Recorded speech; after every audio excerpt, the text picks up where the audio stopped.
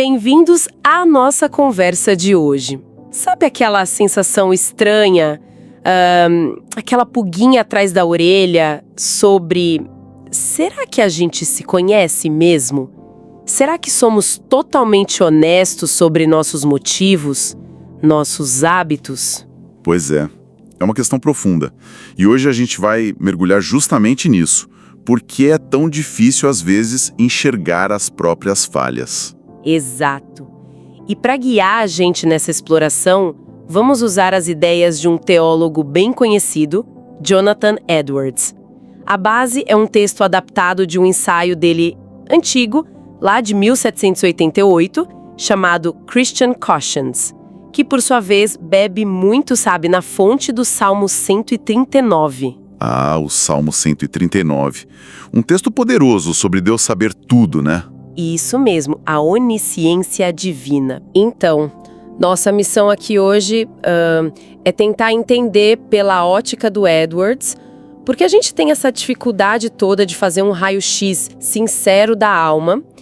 E claro, como podemos talvez melhorar essa nossa visão interna? É sobre a autoconsciência, no fim das contas. Perfeito.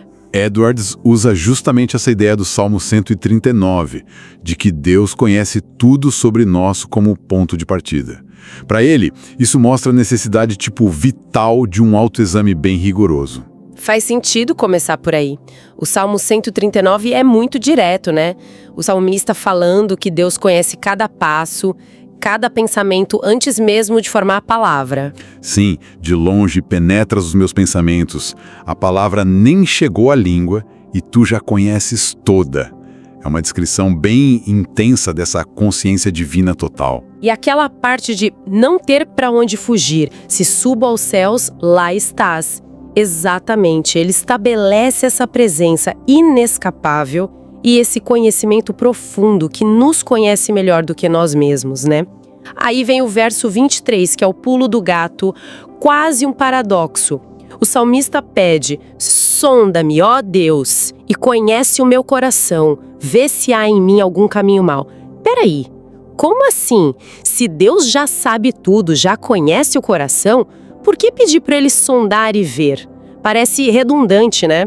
É aí que está a chave da leitura do Edwards. O pedido não é para informar Deus de algo novo. Ele já sabe. O clamor é para que o próprio salmista consiga enxergar. É um pedido de ajuda divina para a autoconsciência. Deus, me mostra o que eu não estou conseguindo ver em mim mesmo. Sacou? Ah, agora a ficha caiu. É um pedido de iluminação para poder fazer o próprio exame. Faz sentido. Isso lembra aquele outro salmo, o 19, que fala das faltas ocultas. Aquelas que a gente nem percebe. Isso. O próprio Davi, né, que provavelmente escreveu ambos, reconhece essa nossa limitação. E Edwards pega isso e diz, olha, essas falhas secretas que a gente nem sabe que tem, são tão sérias para Deus quanto as que a gente conhece. Daí a urgência em descobrir quais são. Ok, entendi a base. Mas aí vem a pergunta que não quer calar. Se as regras, os mandamentos, são claros e para Edwards eram muito claros, por que é tão difícil assim reconhecer esse caminho mau dentro da gente? Por que essa cegueira toda? Essa é a pergunta central, né? E Edwards dedica um bom tempo para destrinchar isso. Ele aponta vários fatores, mas o principal talvez seja o que ele chama de natureza cega e enganosa do próprio pecado. O pecado funcionando como um véu nos olhos? Tipo isso. Tem uma boa imagem. De certa forma, sim. Para o Edwards, o pecado tem um efeito meio que anestesiante na mente. Quanto mais ele toma conta, mais ele distorce nossa percepção da realidade e de nós mesmos. A verdade está lá, na palavra, mas nossos olhos ficam embaçados, sabe? E como isso funciona? É só ignorância? A gente não sabe mesmo? Ou tem mais coisa aí? Tem mais coisa. É mais sutil. O interessante é como Edwards descreve o mecanismo, quase psicológico. Ele diz que o pecado primeiro fisga a nossa vontade, sabe? Nossos desejos. Uhum. E quando a gente deseja muito uma coisa, ele usa aquele termo antigo concupiscência, que é esse desejo forte, meio desordenado, aí a nossa mente, o nosso julgamento começa a trabalhar para justificar aquilo. A gente quer tanto uma coisa, mesmo sabendo lá no fundo que é errada, que nosso cérebro começa a inventar motivos para dizer que tá tudo bem. Exatamente. A mente vira uma espécie de advogada de defesa dos nossos piores impulsos. Edwards dá exemplos concretos. A pessoa com raiva se convence que tem toda a razão. A pessoa com inveja não vê maldade no sentimento. Quem cobiça algo acha que aquilo é só necessidade ou esperteza nos negócios. O desejo torce o julgamento. É a famosa racionalização, né? A gente cria narrativas para justificar o injustificável. Isso. E Edwards ainda joga mais um elemento nessa mistura, o amor a si mesmo. Essa nossa tendência natural de nos proteger, de evitar a autocrítica, de nos favorecer. Isso turbina o processo de autoengano. A gente começa a dar nomes bonitos para disfarçar as coisas feias. Nossa, essa parte dos nomes bons é muito real. Impressionante como isso continua atual. Chamar, sei lá, avareza de prudência financeira. Exato. Ou fofoca de só tô comentando, ou orgulho de eu tenho autoestima. Perfeito. É esse mecanismo que ele descreve. E diz mais. As pessoas gastam uma energia danada tentando fazer a consciência se adaptar ao comportamento, em vez de adaptar o comportamento à consciência. É uma luta para distorcer a bússola moral interna. É por isso que textos como Jeremias 17, enganoso é o coração, ou Provérbios 28, o que confia no seu próprio coração é insensato, são tão importantes para ele. Entendi. Então, o maior bloqueio é essa combinação meio explosiva. Desejo torto mais a nossa capacidade incrível de nos enganar, tudo isso turbinado pelo nosso ego, pelo amor próprio. Mas ele aponta outras coisas que ajudam a gente a ficar cego. Sim, sim. Ele não para por aí. Menciona também, por exemplo, a força do hábito. Sabe aquele pecado que a gente repete tanto, que ele meio que perde o choque inicial? Anestesia a consciência. Vira normal. Parte da rotina. Sei bem como é. Aquela goteira que no começo irrita horrores, mas depois a gente acostuma e nem escuta mais, né? Ótima analogia. Exatamente isso. E tem também o exemplo dos outros. Ver gente ao redor, às vezes, pessoas que a gente até respeita, fazendo certas coisas erradas, isso pode meio que normalizar a prática para nós. Se fulano faz, se todo mundo está fazendo, talvez não seja tão grave assim. Isso vai baixando nossa sensibilidade moral. A pressão do grupo ou o modelo dos outros servindo de desculpa. Faz todo sentido. E ele fala algo sobre a gente focar só em certas coisas e esquecer outras. Tipo, ser muito certinha numa área e relaxada em outra. Fala assim, ele chama isso de obediência incompleta. Aquela tendência de ser super rigoroso em alguns deveres. Talvez os mais públicos, né? Tipo ir à igreja, ler a Bíblia. E, ao mesmo tempo, ser negligente em outros, como, sei lá, tratar bem a família, controlar a língua, ser honesto nos negócios, ou mesmo os pecados que ninguém vê, os de pensamento. A pessoa se sente boa por cumprir uma parte, isso meio que mascara o resto. Nossa, é um quadro bem complexo mesmo. Autoengano, hábito, influência externa, essa obediência meio seletiva. Vamos combinar. Se é tão fácil assim a gente se enrolar, como é que faz para descobrir esses tais caminhos maus escondidos? Edwards dá alguma luz no fim do túnel? Ele aponta saídas? Sim, felizmente ele não fica só no diagnóstico, né? Ele propõe caminhos. E o primeiro passo, para ele, fundamental, é buscar um conhecimento profundo da lei de Deus. Ou seja, estudar a Bíblia a sério para entender qual é o padrão, qual é o mapa certo, exatamente. Não tem como saber se você tá fora da estrada se você não conhece o mapa direito. Edwards até cita Romanos 3. Pela lei reina o pleno conhecimento do pecado. Ele insiste que isso não é leitura superficial, é estudo diligente, constante. E critica quem estuda tanto sobre o mundo, sobre negócios, sobre tudo, mas negligencia conhecer a vontade de Deus revelada. A palavra tem que ser a lâmpada para os pés, como diz o Salmo 119, para iluminar o caminho. Ok, conhecer o mapa é o passo 1, mas só olhar para o mapa não adianta, né? Tem que olhar para si mesma em relação a ele. Esse é o segundo passo crucial. Autoconhecimento através de um autoexame rigoroso e honesto. Usar a nossa capacidade de pensar sobre nós mesmos para comparar nossa vida e ações, pensamentos, motivações com o padrão da palavra. E aí ele dá umas dicas práticas bem interessantes até. Quero saber essas dicas. Porque se olhar no espelho da palavra sem distorcer a imagem, não deve ser nada fácil. Não mesmo. Mas uma dica central dele é: sempre que você lê ou ouvir algo da Bíblia, um mandamento, uma história, uma advertência, na hora, conecte com você mesma. Se pergunte: e eu? Como eu me encaixo nisso aqui? Eu vivo assim ou estou fazendo o contrário? Ele usa aquela imagem forte da palavra como um espelho, lá de Tiago, né? E adverte: cuidado para não olhar no espelho e só ver o cisco no olho do outro e nunca a trave no seu. Ai, essa dói. É tão mais fácil apontar o dedo do que virar o espelho pra gente. Que mais? Outra sugestão dele que é bem desafiadora: leve a sério o que os outros dizem sobre você, principalmente as críticas. É contraintuitivo, né? A primeira reação é se defender, ficar com raiva. Totalmente. Mas Edwards diz: olha, um amigo leal pode te ferir para te ajudar, como diz Provérbios. E até mesmo um inimigo, quando te ataca, muitas vezes ele mira justamente nos seus pontos fracos reais.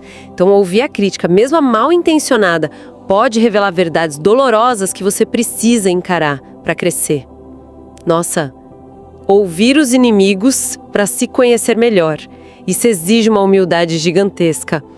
Mas pensando bem, faz sentido. Geralmente eles atacam onde dói mais. E às vezes dói porque tem um fundo de verdade ali, né? É um teste de honestidade brutal consigo mesmo.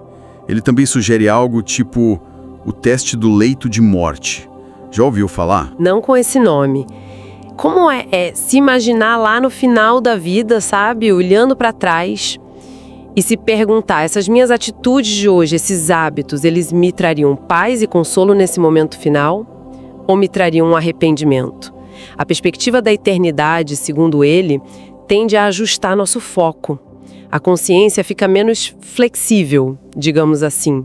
Uma avaliação pensando no placar final. É intenso, mas deve dar uma clareza diferente, né? Essas dicas já são um bom começo. Usar a palavra como espelho, ouvir os outros com humildade, pensar nessa perspectiva final. E tem mais uma importante: verificar se a gente não comete exatamente as mesmas falhas que a gente critica tanto nos outros.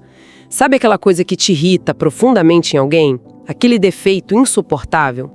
Edward sugere que talvez isso te incomode tanto porque é um reflexo de algo que existe em você e que você não quer admitir. Ele cita Provérbios 27. Como na água o rosto corresponde ao rosto, assim o coração do homem ao homem. Caramba, é um chamado para reconhecer nossa própria fragilidade, nosso potencial para o mesmo erro que a gente aponta no outro. Faz todo sentido. Ok, então essa autoanálise com essas ferramentas pode acabar revelando coisas bem desconfortáveis, né? Um caminho mau que virou hábito. Mas e aí? Quais as consequências de não lidar com isso, segundo Edwards? O que acontece se a gente descobre o problema, mas deixa pra lá? Aí ele é bem direto, bem sério sobre os perigos. Viver conscientemente num pecado que não é abandonado, mesmo que antes fosse oculto por ignorância, traz consequências graves para a vida espiritual. Para quem está buscando a Deus, ele diz que isso pode ser a razão principal pela qual a pessoa não avança, não sente segurança, não encontra paz. Funciona como se fosse um freio de mão puxado na vida espiritual, então. Exatamente. Ele usa a imagem de uma doença. Esse pecado não tratado age como uma doença que faz a graça, a vitalidade espiritual ir murchando, definhando. Impede o crescimento, deixa a pessoa fraca, sabe? E mais vulnerável a cair em coisas piores. É como deixar uma brecha aberta na defesa. E a relação com Deus mesmo, como fica afetada? Fica muito abalada. Edwards argumenta que o pecado consciente, que a gente sabe que está ali e não larga, ele entristece o Espírito Santo. Isso leva a uma sensação de distância, de frieza espiritual, a perda daquela alegria, daquela comunhão mais íntima com Deus. Ele lembra da promessa de Jesus, em João 14, de se manifestar àqueles que guardam seus mandamentos.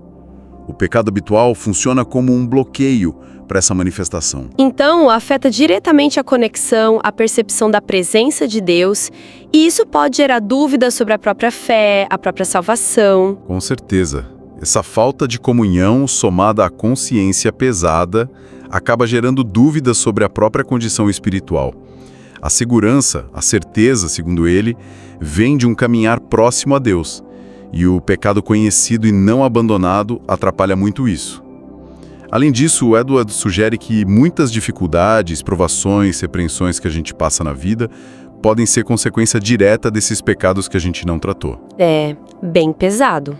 A mensagem final parece ser: a ignorância pode até ter sido uma desculpa antes, mas a partir do momento que a luz acende e a gente vê o problema, a responsabilidade muda completamente, né? Precisamente. Continuar no erro depois de ter consciência dele transforma o que era talvez um pecado de ignorância em um pecado intencional consciente.